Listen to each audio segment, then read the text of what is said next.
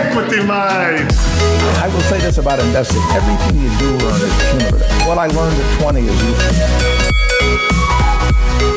Equity. Hello, Equity Mates. It's Bryson Wren here, and we are back for another episode of Buy or Sell with Adam Keily. That's right. We've loved these episodes. We're up to episode 3, and the expert joining Adam this week is a familiar voice for many in the Equity Mates community, the co-host of Talk Money to Me, Felicity Thomas. Felicity is a senior private wealth advisor at Shaw and Partners, so brings a wealth of experience to this conversation. Yes. See what I did there? Yeah, very good, Wren. Very good. See, Adam Keily's not the only comedian on this show. Now, we've been really appreciating the feedback that has been coming in. Please keep it coming. Shoot us a message on socials or join us in the Facebook discussion group. And Bryce, before we get started, we've got to say that whilst we are licensed and whilst Felicity is licensed, none of us are aware of your personal financial circumstances. Everything you hear on this show is for education and entertainment purposes only. Make sure you're doing your own research, and if you feel like you need it, seek professional advice. Nice. Well, let's get stuck in. Buy it! Buy it now! Hold it! Sell. Hello and welcome back to a little place we like to call the No Holds Bar with me, Adam, host of Comedian versus Economist podcast and widely regarded as one of the simplest minds in finance. Luckily for us though, each week I'm joined by an actual expert to educate me and hopefully you on how they're thinking about stocks and the stocks they're thinking about. It's rapid fire though, it's 20 minutes, 10 stocks, one choice, buy, hold or sell. And we will put our money where our mouth is. We'll be tracking each stock on the Equity Mates website so you can see how things pan out, good, bad or otherwise. And today I am delighted to be joined by Felicity Thomas, Senior Private Wealth Advisor at Shaw and Partners and co-host of the brilliant Talk Money to Me podcast. Welcome, Felicity. Hi, thanks so much for having me. I love the little brilliant Talk Money to Me podcast. That was great. Thank you for that.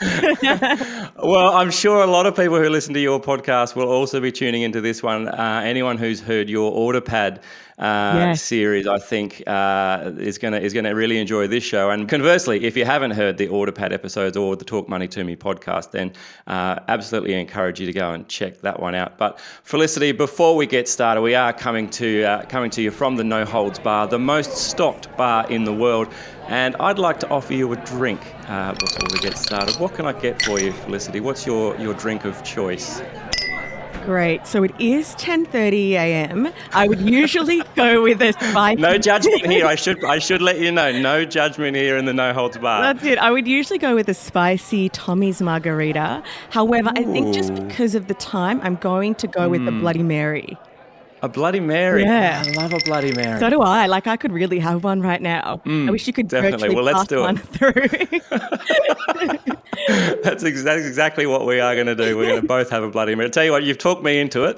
I don't need a lot of convincing, but I'm in. All right, we've got 10 stocks to get through, Felicity. Starting off with a minor, IGO Limited, ASX IGO, currently trading at $9.69. We go, you go, I go, IGO.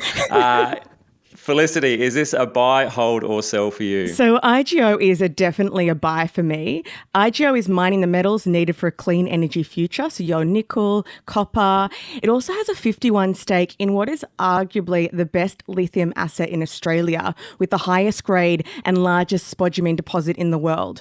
Now, I've actually spoken about IGO a few times. Sorry, did you say spodumene? Spodumene. Right, I've never heard of spodumene before. You should have. Everyone's talking lithium stocks, right? And spodumene. All I can think is spodumene SquarePants. Oh yeah, that's something else.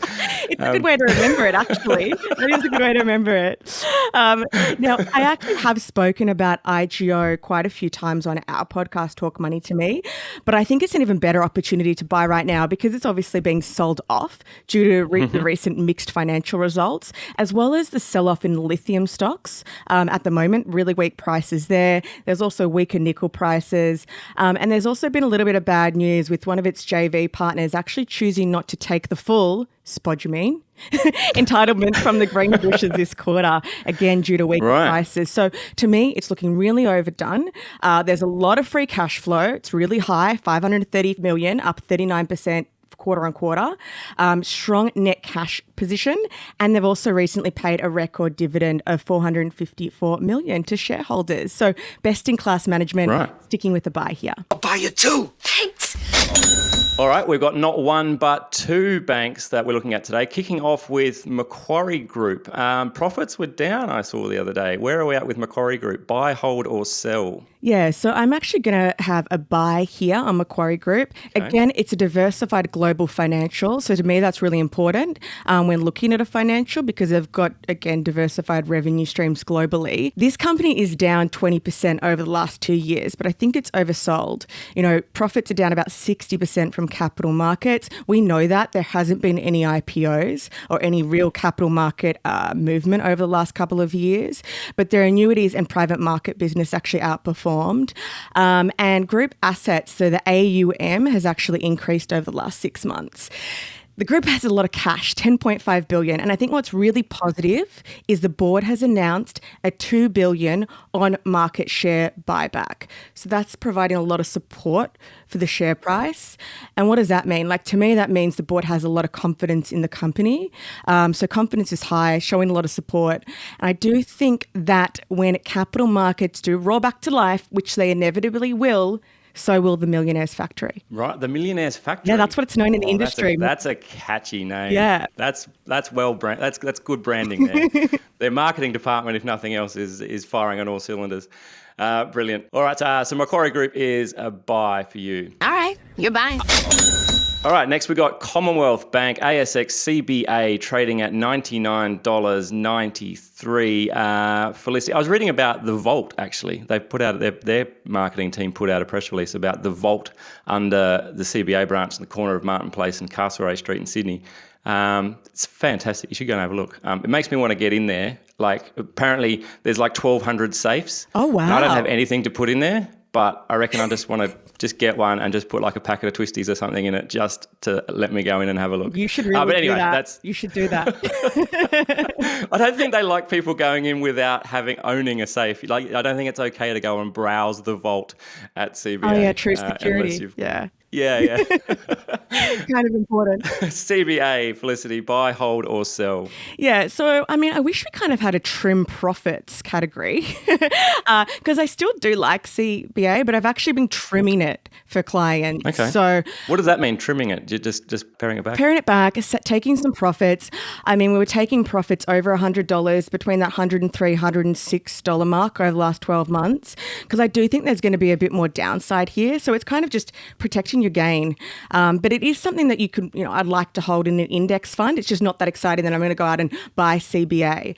Like, we all know our big four banks are really well capitalized, but with full year results looming, so about the 14th of November, I'm really expecting some margin pressures from home lending, which will continue into next year. There's also intense competition for mortgages. So the banks are barely recouping their cost of capital on new loans at the moment. And actually, in some cases, they're issuing mortgages below the cost of capital. Not too concerned around bad debt here, as they're just increasing the life of the loan. So, moving your 28-year loan to 30 years. But I just think there's more room for share price weakness rather than upside. So that's why I'm trimming or, selling. Selling, it's a sell. Okay, CBA is a sell for you. Time to sell is right now. All right, next up, we've got Chrysos Corporation, ASX C79, $7.15. Felicity, I like this one. It's a South Australian company, close to my heart, and had a lovely feature in Mining Monthly the other day. I'm not sure if you're a big reader of Mining Monthly, but nice article there. I actually haven't read that article, but I will. And see, I was told that it's actually called Cyros Corp. So Cyros, yeah, that it's all silent. But let's just go with C79. Okay. It's a bit easier. C79. I like it. It's a nice stock code too, C79. It's catchy. Yeah. All right, is this a buy, hold, or sell for you? Yeah, so to me, this is a buy. I've actually pitched it over a year ago on the Autopad, Talk Money to Me. Okay. I remember it well. Yeah. So did you buy it? I wish I'd bought. Yeah. I wish I'd bought then. You would have done really well. Now, I think with this company, they've actually just announced a capital raise today. So I think obviously when a company announces a capital raise, it's good because they're building up the balance sheet. But what it means for us is the share price will most likely trade under that capital raise price. So a good time to buy because it really has rallied the last couple of days along with every other stock. It's actually a nice relief rally. I've really enjoyed it. I'm a lot happier and in better spirit, that's for sure. You're glowing actually this morning, Felicity. You're just because I'm usually always so bullish, right? And then the last couple of months have really had me down. But we're coming back into my kind of territory. All right, so back on the company. Sorry. So the company's developed a gold assaying technology for the global mining industry. So assaying is essential as it's used to make sure that the precious metals meet various standards of quality. I think what's really important to point out here is recently they announced a global partnership with Barrick Gold and MSA Labs. So this milestone agreement has really validated the industry adoption of their industry-leading technology. Right. We all know Barrick Gold, right? It's one of the world's largest gold miners. So really here it's signalling that C79's photon assay tech is the future. Barrick Gold has actually one of the largest portfolios of tier 1 and world-class gold and copper assets. And so what this has done, it's improved visibility on near-term targets as this partnership covers about 13 additional units through 2025. It's a growth stock. Don't expect a dividend anytime soon, but it's definitely not speculative. But I do think there is a lot of room for growth. It's still under a 500 million market cap. Really interesting company to watch. You could say it's the gold standard in ASX growth stocks. Oh, I like it. I like the jokes. I like it. Look, I'm trying to be as funny as you, but... Oh, that's not hard. Listen, you can take my job in a heartbeat. All right, so Cyros, Christos, however you want to say it, is a buy for you. Yeah, let's go C79. C79, of course. Very good. I want to buy it.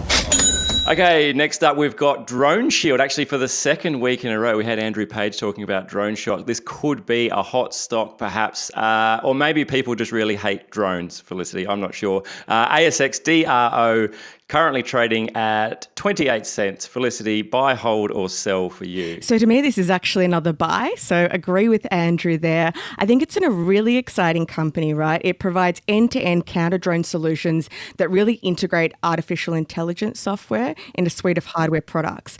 So it's a triple whammy: air, land, and sea.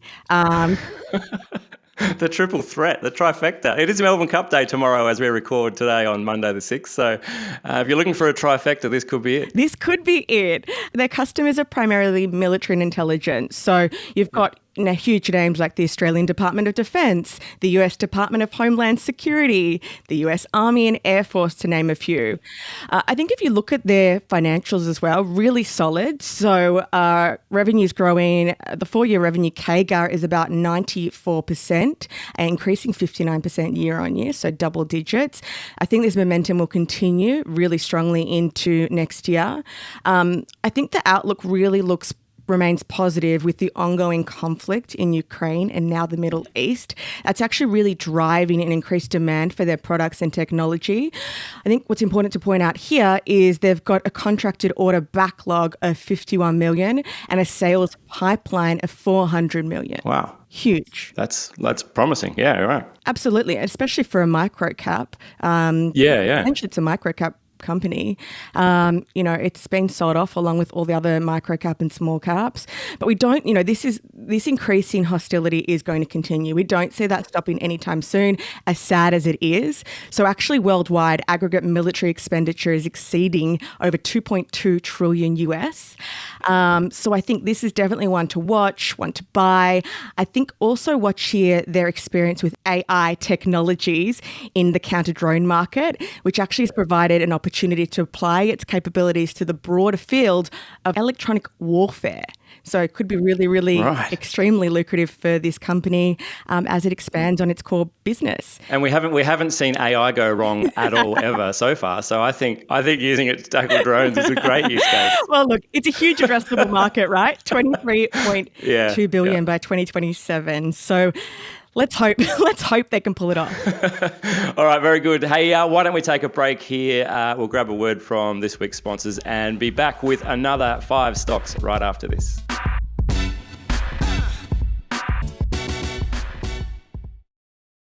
Welcome back. You're in the No Holds Bar. We're talking buying and selling stocks with Felicity Thomas, Senior Wealth Advisor at Shaw and Partners. And Felicity, we're going to be looking now at Deep Yellow Limited, ASX DYL, currently trading at $1.33. Deep Yellow, that was a Coldplay song. And it was called yellow. Yeah, it was. Now you definitely will remember it. Deep Yellow, not to be confused with Deep Blue, the chess-playing supercomputer from, I think it was the 80s or 90s. There was I don't know. I'm too young for that. No, I'm kidding. Yeah.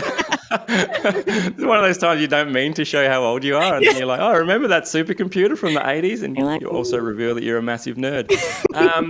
Anyway, Felicity, Deep Yellow, is this a buy, hold or sell for you? Yeah, so Deep Yellow is another buy. Deep Yellow is actually led by uranium veteran John Borshoff. Now, if you haven't heard of him, he's actually the former Paladin founder and managing director. 2023 uranium prices have really spiked, right? But they haven't always been on a tear. I'm super bullish about the uranium sector as a clean energy source. And I think we even may see a spike in price of over $84 before maybe a long-term sustainable price of 67. What it comes down to here, though, and why Deep Yellow, it comes down to supply and demand. There isn't enough supply to meet demand here, and nuclear power will be key to achieving the global carbon emission targets. Now, Deep Yellow is up significantly, right? It's up over 90% year to date, but I still think it's a good buy. I think it's actually down about 6% today. But why I really like it is they've acquired and developed really a portfolio of geographically diverse exploration, early stage and advanced uranium projects. The key competitive advantages here is it's the only ASX listed company with 2 advanced projects. So they've got the Tumas project, which is their flagship in Nambia, as well as Mulga Rock in WA. The Mulga Rock also has other critical minerals like copper, nickel, zinc, etc., which is really good. Tumas will actually be in production 2026. So that's very soon. And Mulga Rock has revised DFS in 2024.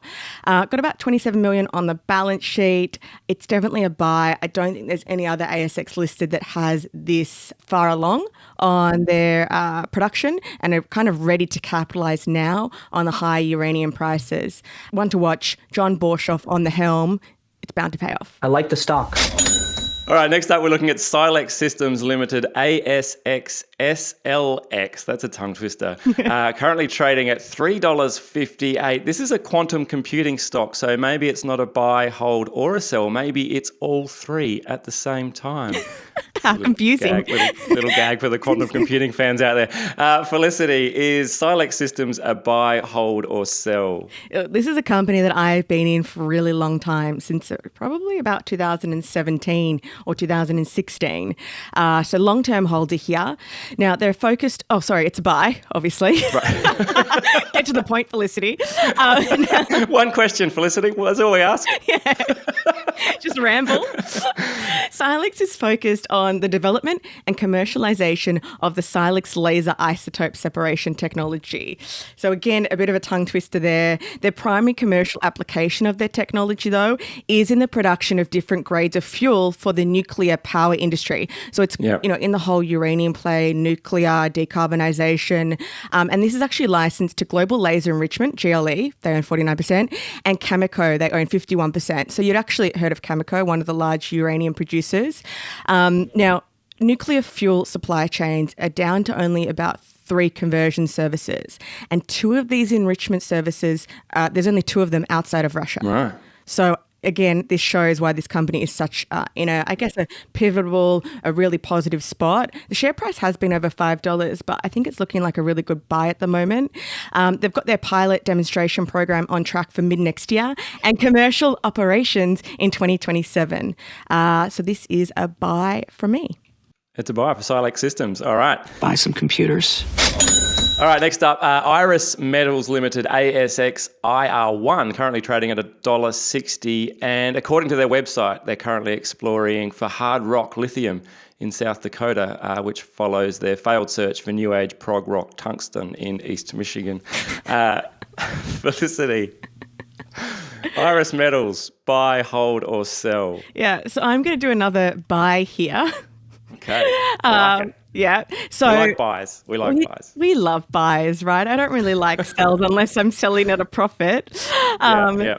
Now, share price has been really volatile since its recompliance. I think what's really exciting here is the company's large and expanding South Dakota project is located in a really mining-friendly jurisdiction and actually provides the company with strong exposure to the battery metal space. And there's a lot of incentives offered by the US government for locally sourced critical minerals. It's all over the news. Now, they've recently had a really positive surface result at their Beecher project, which is in the Black Hills. And actually what's really interesting here, historically, the Black Hills pegmatites are actually famous for having the largest recorded lithium spodumene crystals ever mined. We're all about the spodumene now. I like it. We're all about spodumene. So what their results really showed, shallow, broad lithium intersections, which in turn boost the economics of the project. So it's a bit cheaper to mine. They've got around $8 million cash on the balance sheet. So yeah, pretty excited about this company and its future. But it is volatile and speculative. Just putting that out there. Just chuck that in. Yeah, chuck that in. I was all on board, and then, by the way, just be really, really careful. Very good.